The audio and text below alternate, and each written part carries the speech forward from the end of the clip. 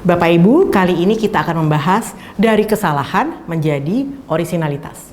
Dari berbagai definisi tentang kreativitas, dua aspek penting yang sering muncul adalah orisinalitas dan efektivitas mencapai tujuan alias solusi. Di episode yang lain sudah dibahas nih tentang orisinalitas alias kebaruan atau keunikan. Nah, kali ini kita fokus dulu ke pembahasan efektivitas mencapai tujuan dalam konteks berpikir kreatif ya. Mengapa harus membahas efektivitas untuk mencapai tujuan sih?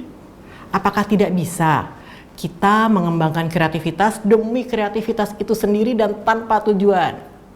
Pembahasan tentang tujuan ini penting untuk membedakan produk unik yang dihasilkan dari usaha seseorang dengan produk unik yang tercipta secara tidak sengaja. Contoh konkretnya begini, si Alia tersandung kaki meja dan tidak sengaja menumpahkan dua warna cat di atas kertas gambar.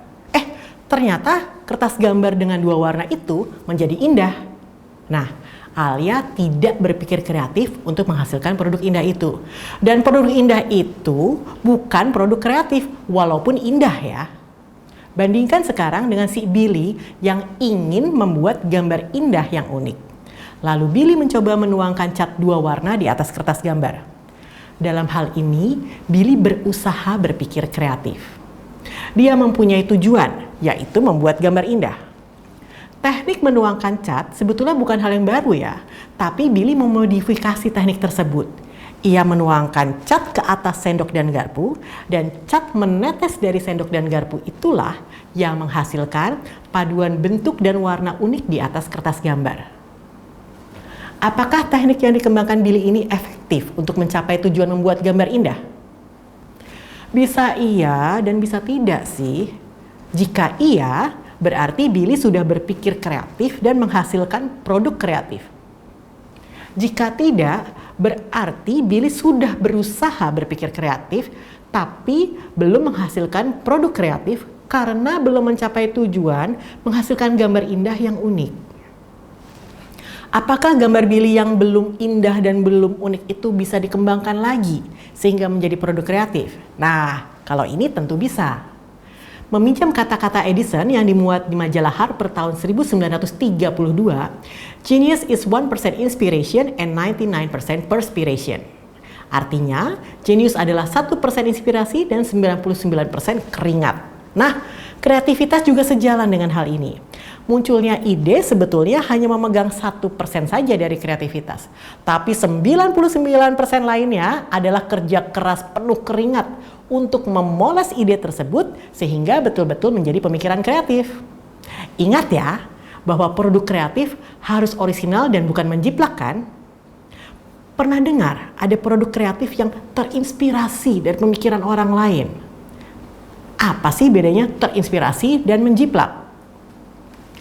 3 pertanyaan tersebut akan dibahas berikut ini. Menjiplak artinya mengambil seluruh atau sebagian ide orang lain dan diakui sebagai idenya sendiri. Di sini tidak ada atau tidak cukup banyak pengolahan dari diri sendiri. Tentunya ini tidak bisa ya dianggap sebagai kreativitas. Sedangkan terinspirasi berarti awalnya tertarik dengan ide orang lain. Lalu ada pemikiran lebih lanjut nih untuk mengembangkan ide orang lain tersebut. Sehingga akhirnya menjadi ide yang baru. Jika pengembangannya hanya sedikit, maka ide akhir sebetulnya masih terlihat sangat mirip ya dengan ide orang lain dan bisa dianggap menjiplak. Tapi jika ide kedua itu dievaluasi kekurangannya, dimodifikasi lebih lanjut demikian berulang-ulang, maka ide akhirnya bisa menjadi semakin menonjol keunikan dan orisinalitasnya. Revisi dan modifikasi tidak hanya terjadi jika ide awalnya terinspirasi dari ide orang lain loh. Kadang ide pembaruan justru muncul saat kita menemukan ada kekurangan atau kesalahan atau dari sesuatu yang muncul dengan tidak sengaja. Seperti kasus si Alia tadi, tiba-tiba ada gambar indah walaupun gara-gara si Alia kesandung ya. Nah, keinginan untuk melakukan perbaikan bisa memunculkan ide-ide yang baru. Setiap ide baru itu dievaluasi lagi dan direvisi lagi. Jangan takut jika menemukan kekurangan atau kesalahan pada ide kita. Percayalah bahwa kita akan menemukan cara untuk memperbaikinya. Yang penting kita setia pada usaha kita mencari alternatif-alternatif baru pemecahan masalah. Dengan demikian, orisinalitas dan efektivitas mencapai tujuan bisa berasal dari evaluasi atas ide yang muncul sebelumnya dan melakukan pengasahan ide itu terus-menerus. Jangan lupa, 99% perspiration artinya 99% kerja keras dengan berpeluh keringat demi munculnya ide orisinal yang efektif mencapai tujuan.